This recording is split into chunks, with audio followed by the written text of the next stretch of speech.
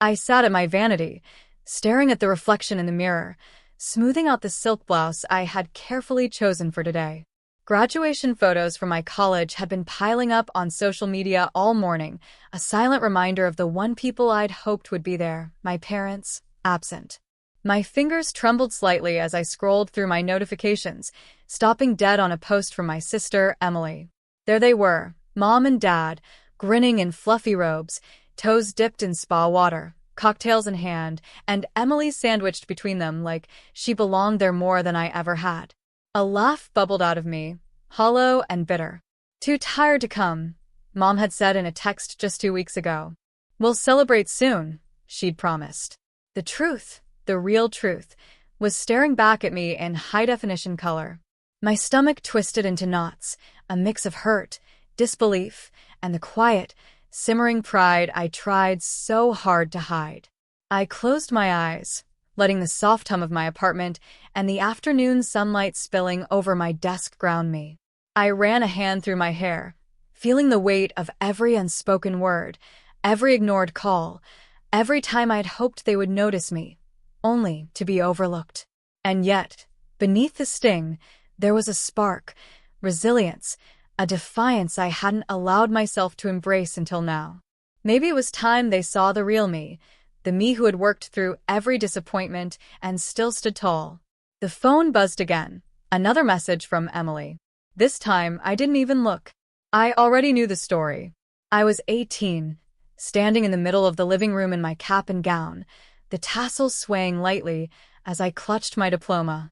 The air smelled faintly of Mom's lavender candle, and the sunlight caught the dust motes dancing lazily above the hardwood floor.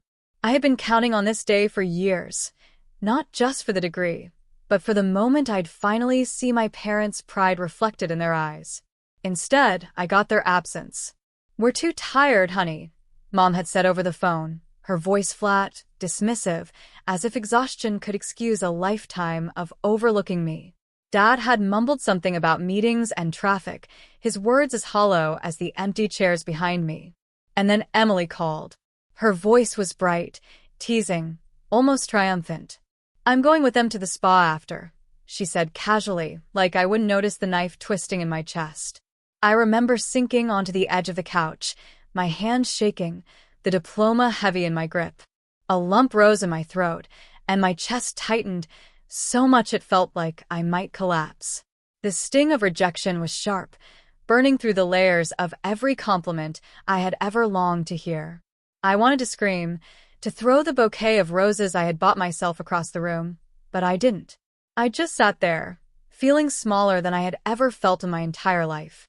Then came the small, fragile comfort, Grandma Lillian's words from years ago, echoing in my mind. "Darling, they can't define your worth. The world may overlook you, but never forget the power you carry inside." She had pressed a simple, gold locket into my hand, a tiny symbol of hope and resilience. That day, as I stared at the empty living room, I clutched that locket tighter than ever. I made a decision then, one that would shape the rest of my life.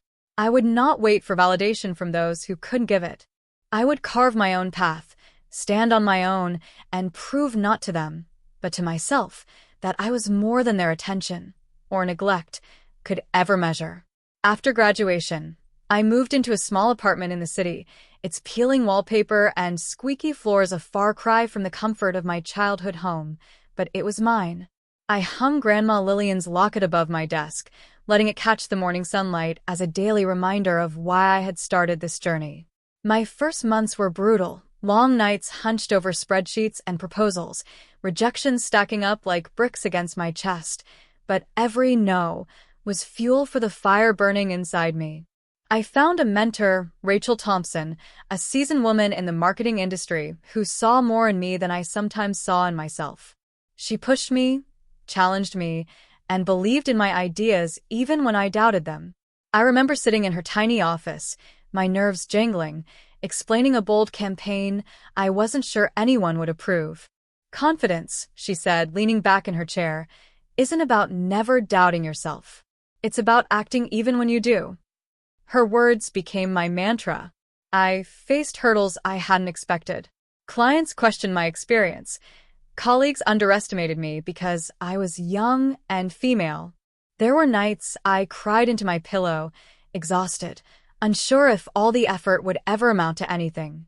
But then came the small victories. My first big client, a local startup that trusted me with their entire branding campaign. My first profitable contract, a tangible proof that I was building something meaningful.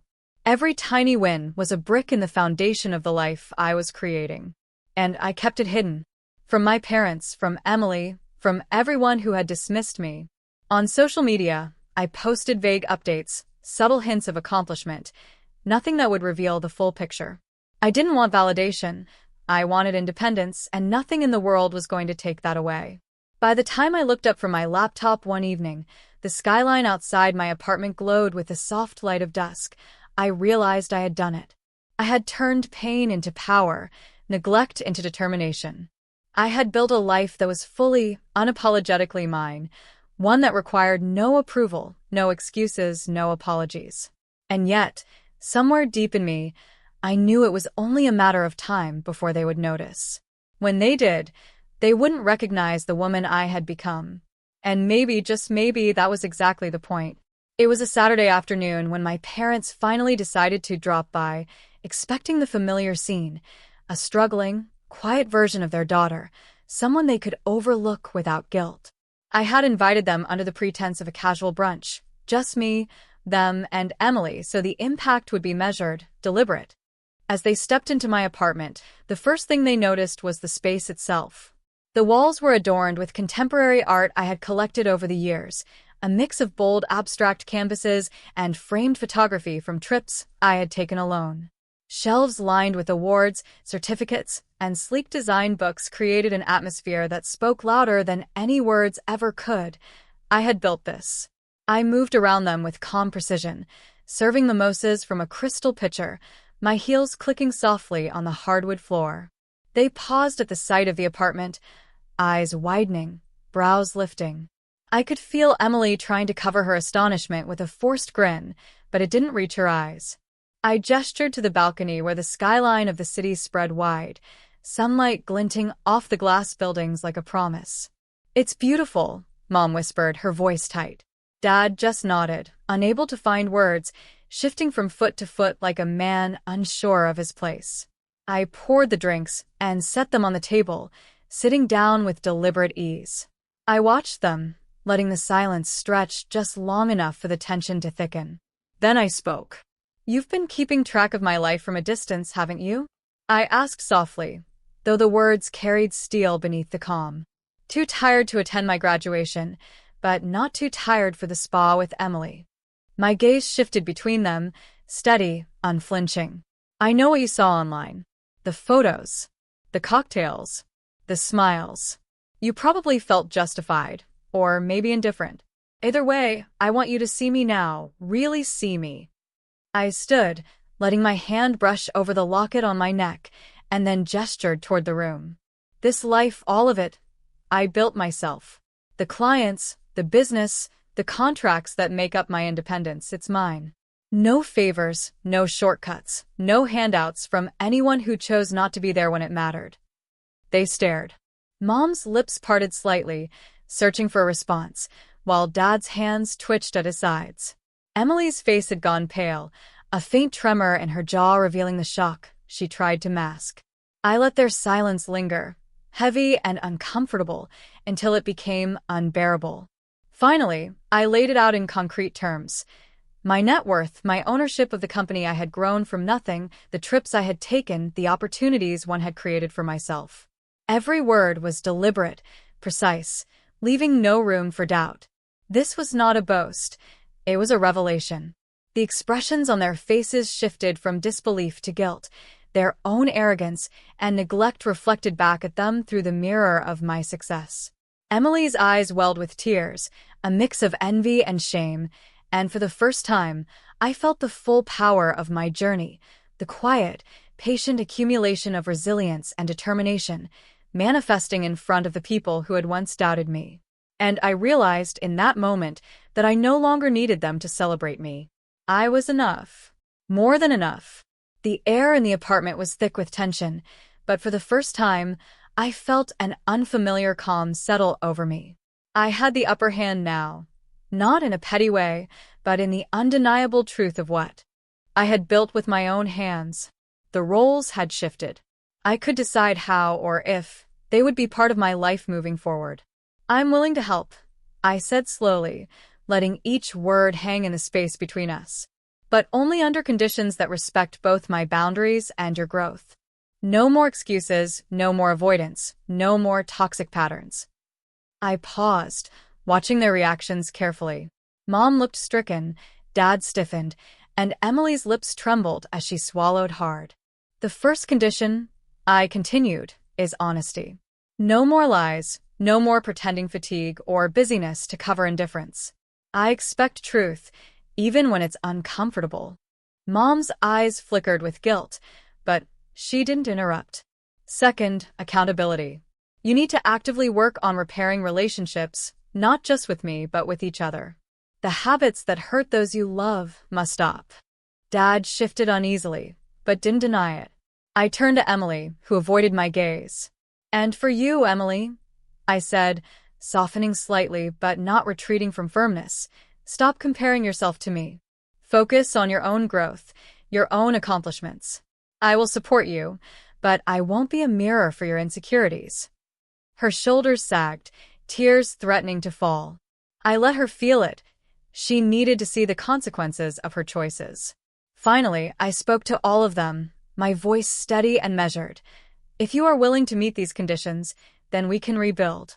But know this, I will not step back into old patterns. I will not bend to neglect or favoritism.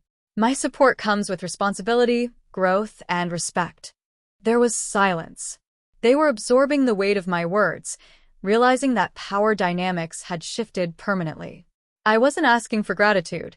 I was demanding awareness and action. I saw the flicker of understanding in Mom's eyes, the start of humility in Dad's posture, and the spark of self-reflection in Emily. Change wouldn't happen overnight, but the seed had been planted. For the first time in years, I felt a sense of liberation that had nothing to do with their recognition. I was no longer defined by their choices or their absence. The balance of power had shifted, and it felt effortless because it was grounded in truth, in hard-earned self-respect, and in the unwavering commitment to my own life. I poured myself a glass of water and sipped slowly, letting the taste anchor me. I could feel the weight of old wounds lifting, replaced with clarity. I wasn't just strong because of what I had achieved. I was strong because I had learned to set boundaries and enforce them with compassion and firmness. Weeks passed after that confrontation, and slowly, I began to see change, not just in them, but in myself. Mom started checking in more thoughtfully, asking about my projects without the usual undertone of comparison. Dad began showing up, not for appearances, but genuinely curious about my work and my life. Even Emily, hesitant at first, started pursuing her own passions, occasionally sharing small victories with a genuine smile rather than a veiled challenge. One evening, as I sat in my apartment overlooking the city skyline, I held Grandma Lillian's locket in my hand, turning it over gently. It had been my talisman through every rejection, every sleepless night, every moment of self-doubt. Now it felt heavier, not with sorrow, but with the proof of my own resilience. I realized that the woman I had become wasn't defined by their neglect or my past hurts. She was defined by her choices, her courage, and the love she cultivated for herself along the way. I thought back to that graduation day, when empty chairs had felt like the end of the world. It hadn't been the end. It had been the beginning of everything I was capable of. Every late night, every small victory, every step toward independence had led me here, to a place where I could offer compassion without compromise, love without losing myself. As I hung the locket back above my desk, the sunlight caught its surface, casting tiny golden flecks across the room. I smiled softly, feeling the calm strength that had once seemed impossible to reach. My parents, my sister, they were on their own journeys, just as I was on mine. And this time, I was in full control of mine. I took a deep breath, letting the air fill me with quiet power. "I am enough," I whispered, and for the first time, I didn't need anyone else to hear it. I had survived neglect, disappointment, and doubt. I had grown stronger, wiser, and unapologetically myself. And that strength, steady, radiant, unshakable, was mine to carry, and mine alone.